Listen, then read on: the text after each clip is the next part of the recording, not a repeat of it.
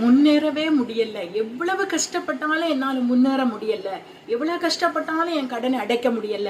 எவ்வளவு கஷ்டப்பட்டாலும் நான் ஒரு நிம்மதியான ஒரு வாழ்க்கைய வாழ முடியல. அவ்வளவுத்துக்கு நான் நெருக்கப்படுகிறேன், அவ்வளவு கஷ்டப்படுறேன். எவ்வளவு உழைப்ப போட்டாலும் சரி, எவ்வளவு பிரயாசப்பட்டாலும் சரி, ஹல்லேலூயா, ஒரு கட்டத்திற்கு மேல என்னால வெளியே வர முடியல. ஒரு அமுக்கப்பட்ட ஒரு நிலைமையில நான் இருக்கிறேன், ஒரு ஸ்தம்பித்த நிலைமையில நான் இருக்கிறேன். என்னால வெளியவே வர முடியலையே, எப்படி இந்த நிலைமையில இருந்து நான் வெளியில வர முடியும் அப்படின்னு நீங்க வேதனையோட இருக்கிறீங்களா? நீங்க உழைத்த உழைப்புக்கு உங்களுக்கு அதற்குரிய பலன் கிடைக்காதபடி நீங்க கண்ணீரோட இருக்கிறீங்களா?